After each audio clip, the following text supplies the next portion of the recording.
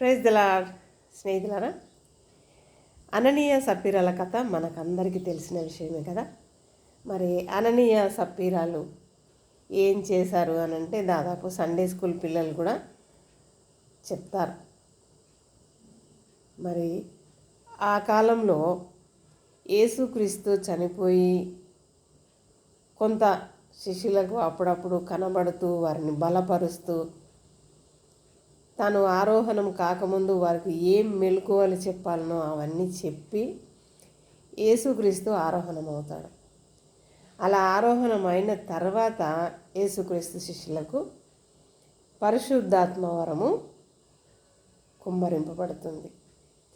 అలా పరిశుద్ధాత్మ దేవుడు వారికి సహాయంగా ఉంటూ సంఘాలను స్థాపించుకుంటూ వెళ్ళాలి అనే ఒక మంచి ఉద్దేశం చొప్పున శిష్యులు లేక అపోస్తలులు ముందుకెళ్తూ ఉంటారు.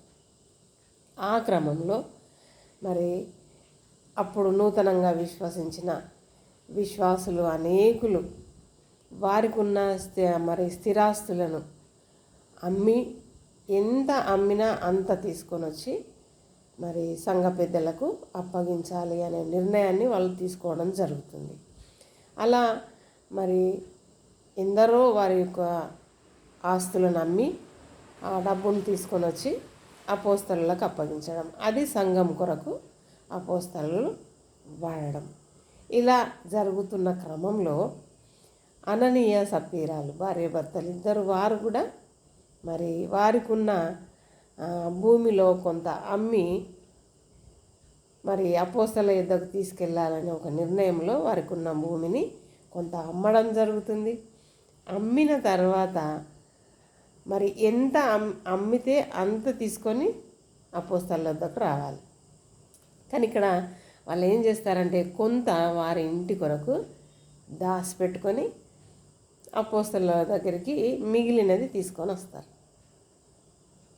ఇక్కడ అది వారిదే భూమి, మరి వారి సొమ్ము వారు దాచుకోవడంలో తప్పేముంది అని కొంత ప్రశ్న రావచ్చు. తప్పు లేదు, వారి సొమ్ము వారు ఖర్చు పెట్టుకోవడంలో తప్పు లేదు. కానీ వారు ఒక ఒడంబడిక అంటే ఒక నిర్ణయం తీసుకున్నారు దేవుని సన్నిధిలో. ప్రభువా, ఈ భూమిని మేము నీ సేవ కొరకు అమ్మాలనుకున్నాం. మరి అలా అది అమ్ముడు పోయిన తర్వాత ఎంత వస్తే అంత నీ సంఘం కొరకు మేము ఇస్తామని ఒప్పుకోవడం జరుగుతుంది. ఆ ఒప్పుకున్నది ఎంతైతే ఒప్పుకున్నారో ఆ ఒప్పుకున్న దాన్ని అంతా తీసుకొచ్చి ఇవ్వాలి, అది కరెక్ట్. అయితే ఇక్కడ వీళ్ళు ఏం చేశారంటే కొంత దాచిపెట్టుకున్నారు, అది తప్పు. అర్థమైంది అనుకుంటా. మరి అలా చేయడము అది తప్పు అని వరకు తెలుసు, కానీ ఒకరికొకరు సమ్మతించి భార్యాభర్తలు ఇద్దరు మరి మిగిలిన సొమ్మును తీసుకొచ్చి అపోస్తలకు అప్పగించడం. అప్పుడు పేతురు అడుగుతాడు, మీరు ఇంతకే అమ్మినరా అంటే అవును మేము ఇంతకే అమ్మినాం. మళ్ళీ అబద్ధం. ఇలా చేయడాన్ని బట్టి పేతురు ఏం చేస్తాడు, అక్కడ వెంటనే ఒక మాట అంటాడు, మీరు పరిశుద్ధాత్మను మోసపుచ్చుతున్నారు ఎందుకు అని అడుగుతాడు. మరి దేవుని బిడ్డలారా, అప్పుడే కాదు అననీయ సప్పీరాలు, ప్రస్తుత దినాలలో కూడా అననీయ సప్పీరాలు ఉన్నారు.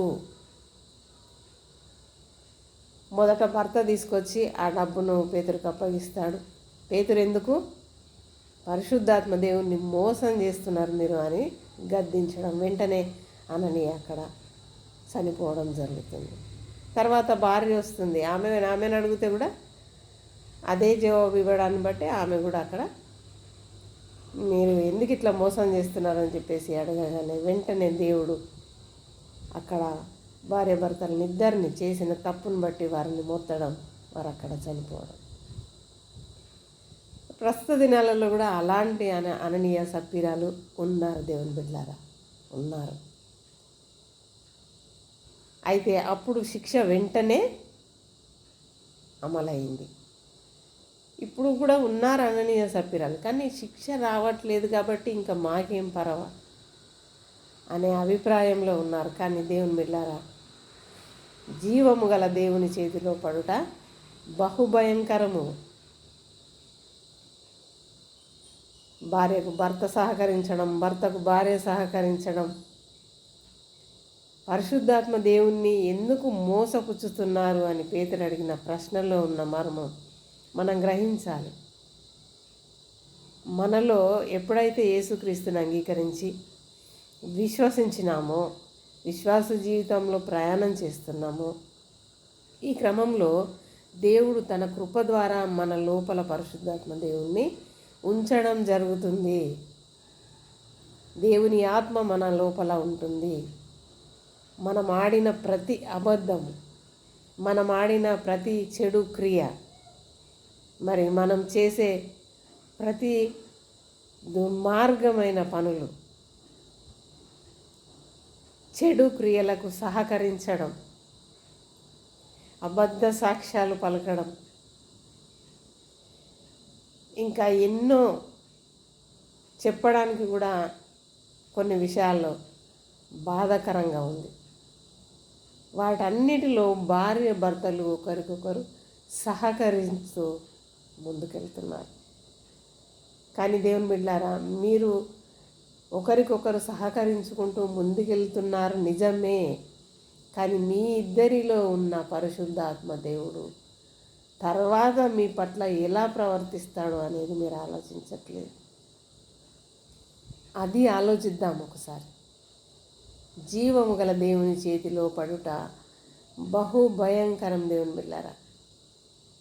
కాబట్టి వంకర త్రోవలోనికి వెళ్ళకండి. మనస్సాక్షికి విరుద్ధంగా ఏ పనులు చేయకుండా, పరిశుద్ధాత్మ దేవుణ్ణి ఆయాస పెట్టకుండా దేవునికి మహిమకరంగా జీవించడానికి ప్రయత్నం చేద్దాం. అట్టి కృపలో దేవుడు మనల్ని అందరినీ నడిపించునుగాక. ఆమేన్, ఆమేన్, ఆమేన్.